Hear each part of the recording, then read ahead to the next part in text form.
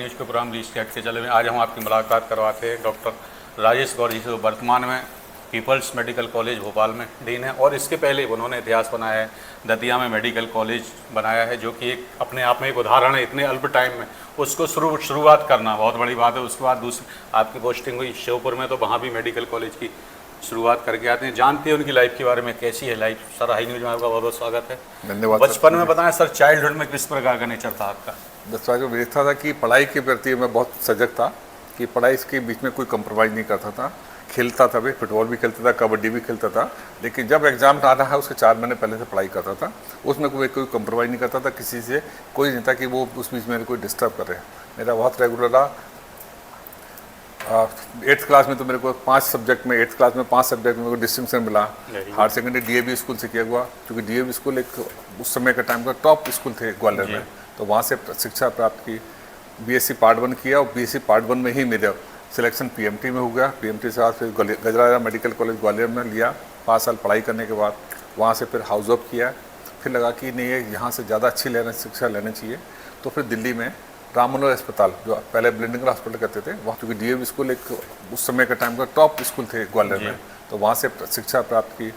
BSc part 1 किया और BSc part 1 में ही मेरा सिलेक्शन पीएमटी में हो गया। पीएमटी से बाद फिर गजराजा मेडिकल कॉलेज ग्वालियर में लिया। 5 साल पढ़ाई करने के बाद वहाँ से फिर हाउस ऑफ किया।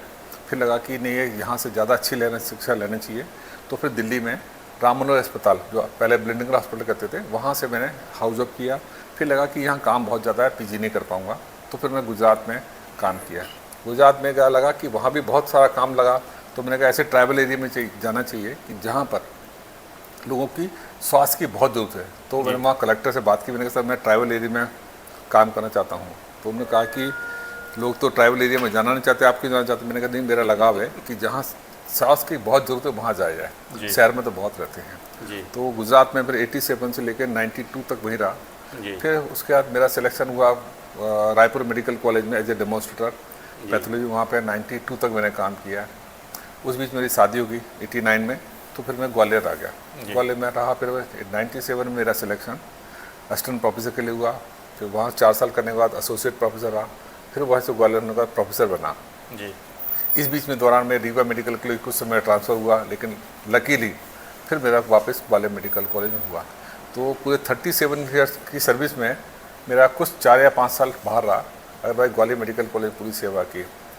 उसके बाद शासन को लगा कि मेरी कैपेबिलिटी देखी है ऊपर वाले की, मैं तो मानकर चलता हूँ कृपा रही, तो मुझे दिन के लिए नोडल ऑफिसर बनाया दतिया मेडिकल कॉलेज के लिए। तो दतिया मेडिकल कॉलेज जहाँ पर कोई ज़मीन नहीं थी, कुछ नहीं था, तो वहाँ कलेक्टर से मिला। कलेक्टर से बात की तो कलेक्टर साहब का कहना था कि दतिया इतना छोटी जिले में 25 एकड़ ज़मीन मिलना नामुमकिन है। तो मेरा एक ही सवाल था कि अगर शासन ने अगर सोच के रखा कि मेडिकल कॉलेज खुलेगा तो ये मान के चल खुलेगा। तो उसमें रघुराजन थे कलेक्टर, वो बड़े सरप्राइज से देख रहे थे कि यार जगह है नहीं है, मेडिकल कॉलेज खोलना चाहते हैं। मैंने कहा सर, पीताम्बर बाई की नगरी है, अगर सोच कर रखा शासन ने तो मेडिकल कॉलेज खुलेगा। तो वहाँ लकीली हुआ कि 3 साल काम किया और 2018 में समय से पहले मेडिकल कॉलेज की स्थापना हुई। और उसके बाद क्या हुआ कि स्थापना के साथ साथ सब भर्तियाँ भी 2018 से हो गई। फर्स्ट टाइम में हमको जो परमिशन वो मिल गई, जबकि अन्य 6 जो नए मेडिकल कॉलेज हैं उनको कंडीशनल परमिशन दी, लेकिन दतिया मेडिकल को लगा परमिशन मिल गई। तो ये हमेशा मानता हूँ कि पीताम्बर माई की कृपा रही। और 2021 तक बहुत अच्छा काम किया। आपको भी पता है कि क्या कर रहा है, मतलब सारा ज़मीन से देखने से पूरा बिल्डिंग बनाना, भर्ती करना, बहुत बड़ी सारा बात काम। है। हाँ, मैं हमेशा मान के चलता हूँ कि पीताम्बर माई की कृपा रही, उसके कारण हम इस लेवल तक पहुँच पाए।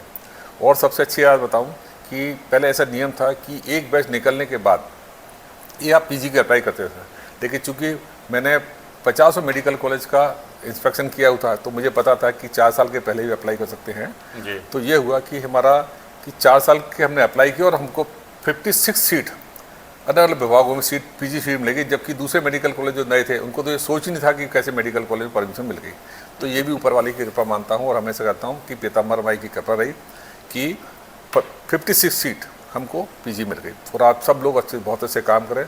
और मेडिकल कॉलेज में देखा, कोरोना काल में आपने देखा कि अगर डिस्ट्रिक्ट अस्पताल होता तो अपन वो मौत ज़्यादा होती है, लेकिन किस्मत से लकीली और कहना चाहिए किस्मत वाले ऊपर वाले की दया थी, हमने नई ओपीडी चालू कर दी।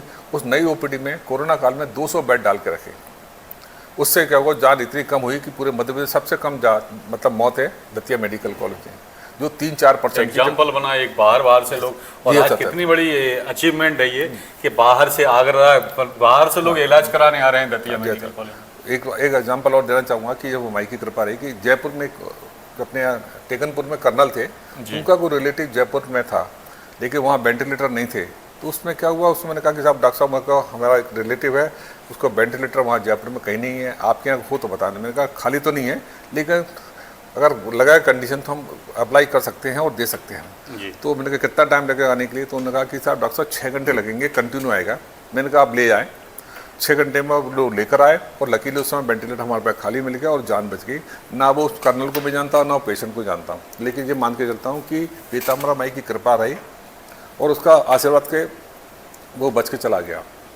तो ऐसे बहुत सारे एग्जाम्पल हैं कि जहाँ पे लोग परिजन छोड़ छाड़ के चले जाते थे, माँ बाप को, भाई बच्चों को छोड़ जाते हैं। उस समय कोरोना काल में हम लोग बहुत सेवा की और सारे डॉक्टरों ने खूब जम के काम किया।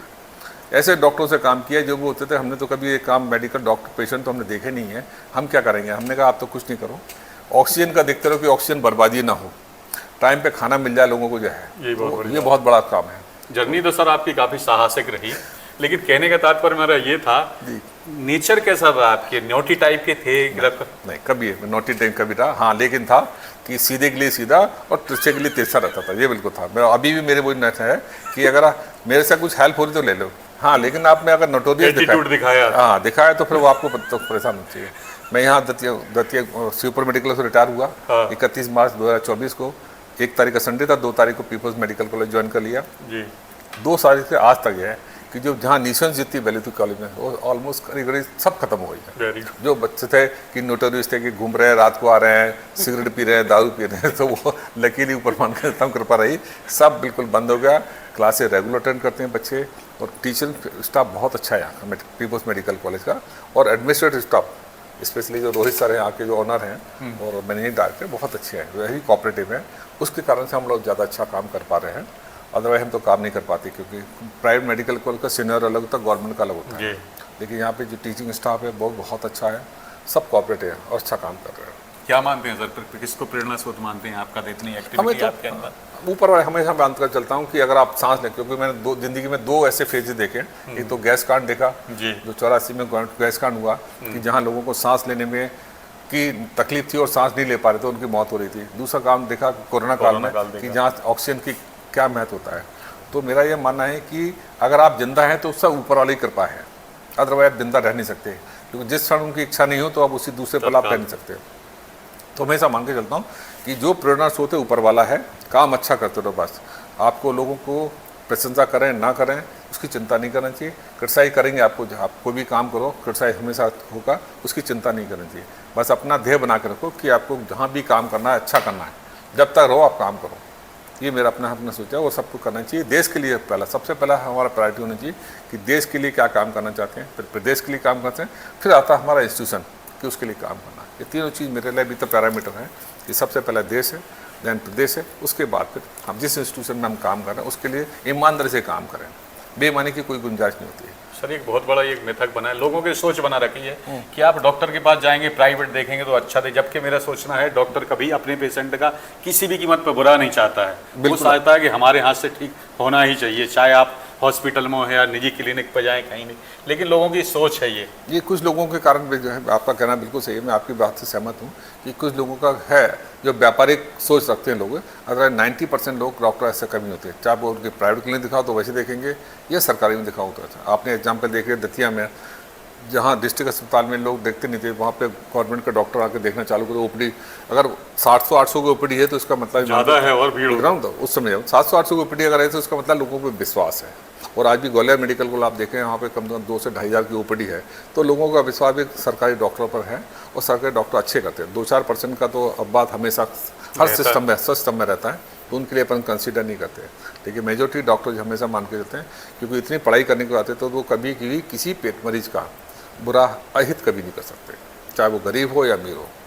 कितना अंतर पाते हैं सर? कल आप जब आए थे, आज बहुत कुछ चेंज हो चुका है, फ्यूचर भविष्य वर्तमान जो भी है बहुत कुछ चेंज हो चुका है। ऐसी सिचुएशन कई इशू ऐसे आते हैं कि काम करने में बहुत प्रॉब्लम होती है, डॉक्टर चाहते हुए भी काम नहीं कर सकता। फिर ये ये तो बिल्कुल आपने बोला कि सरकारी और प्राइवेट में दोनों में है कि जो डॉक्टर काम करना चाहिए, नई नई मशीन के साथ काम करना चाहता है, लेकिन कभी फाइनेंशियल स्ट्रेस के कारण या सरकार की पॉलिसी के कारण वो नहीं कर पाता, लेकिन फिर भी डॉक्टर अभी भी बहुत अच्छा काम कर रहा है। और लेकिन हाँ, ये मान के चलता हूँ, मेरा मानना है अभी भी हमें बहुत करना बाकी है, बात करना बाकी है, अभी भी हमें जनता के लिए और जो मरीजों के लिए स्पेशली में करना बहुत बाकी है। कैंसर के क्षेत्र में अगर अपन पिछले 20 साल जाके देखेंगे, 20 साल पहले कैंसर में कोवल थेरेपी होती थी, आजकल इतनी नई नई मशीन आ गई हैं तो कैंसर का इतना बढ़िया इलाज होता है कि लोग जिंदा रहते हैं। तो अभी काम हो रहा है और काम होना और बाकी है। अच्छा सर, आज के युवाओं के साथ बहुत बड़ा इशू है, जरा सी प्रॉब्लम आने पे फेस नहीं करते थे, सोसाइटी जैसा कदम तक उठा लेते, उनको कैसे बचना चाहिए? कोई शॉर्टकट जैसा कोई रास्ता नहीं है? क्योंकि मेरा अपना मानना है कि माँ बाप, पहला हक माँ बाप का होता है, माँ बाप को बच्चों से बात करते रहना चाहिए। उसके बाद टीचर को भी माँ बाप बात करनी चाहिए कि बच्चों की क्या प्रॉब्लम है, उनकी प्रॉब्लम सॉल्व करना चाहिए। आजकल युग क्या हुआ है कि अगर 4 लोग अगर बैठे हैं तो चारों अपने मोबाइल खोल के बैठे रहते हैं, एक दूसरे से संवाद करना नहीं चाहते। संवाद जब हो जाता है, संवादहीनता में क्या होता है, उसमें जो थॉट्स आते हैं विचार आते हैं वो उसको सही मानता है।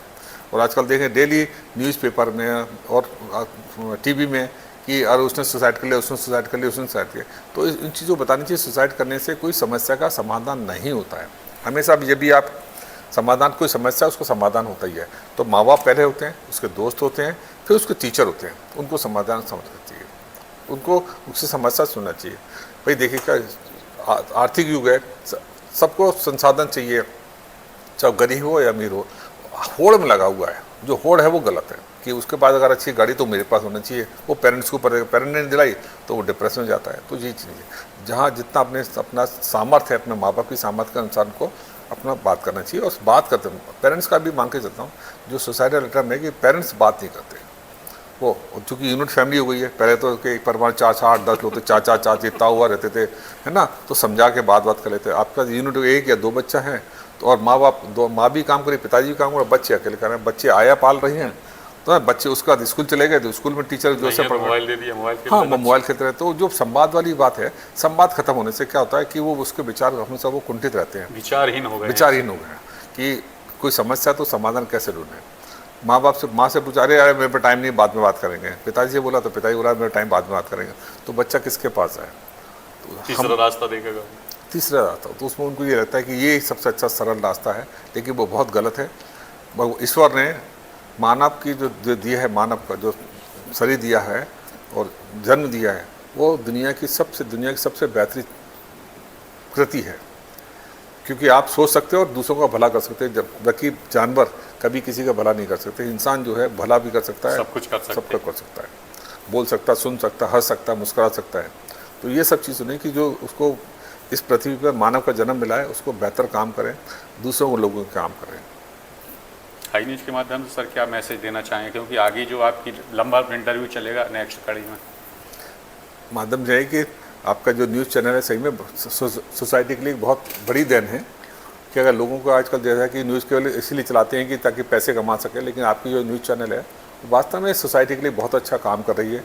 और तथ्य जो होती है न्यूज़ ऐसे नहीं घुमा फिरा के बात नहीं करती है। आपके न्यूज़ चैनल में कई बार देखा कि तथ्य जो होते हैं वो देती है, तो इससे होता है कि आपकी वो रिलायबिलिटी ऑफ न्यूज़ चैनल की रहती है, तो लोग देखना पसंद करते हैं और लाइक करते हैं। मेरी बहुत शुभकामना है, ऐसे ही आप करते रहें और अच्छा काम करें देश के लिए, अपने प्रदेश के लिए, अपनी संस्था जिसमें मैं काम कर रहा हूँ उसके लिए बहुत अच्छा काम करते रहें और संदेश देते रहें बच्चों को कि आगे कैसे बढ़ना और देश के लिए क्या काम करना है। ठीक है सर, बहुत बहुत धन्यवाद। ये थे हमारे गौर साहब। चलो सीधा एक ही फंडा है कि आप यहाँ वहाँ मत पढ़िए, एक रास्ता है, एक उद्देश्य पे चलिए, अपने देश के लिए कुछ करिए, अपने प्रदेश के लिए कुछ करिए और अपने ज़िले के जिस संस्थान में आप उसके लिए करिए। और अपना अगर आपको कम्युनिकेशन बनाना है तो अपनी फैमिली के बीच बैठ के बनाइए, और शॉर्टकट जैसा कोई रास्ता नहीं होता। हाई न्यूज़ से अशोक श्रीवास्तव बाल से मिलते रहिए, ऐसे ही किसी अन्य अधिकारी से। बहुत बहुत धन्यवाद सर। थैंक यू भैया। जब झोंक लगा सुगंध उड़ी, मुंह में पानी और भूख बढ़ी, बढ़ाए हर व्यंजन का स्वाद, मिला है इसमें माँ का प्यार। गोविंद मसाले जो खाने में डाले हैं, आपस में अपनों का प्यार बढ़ा दे रे। गोविंद मसाले, मसाले जो रिश्ते बनाए।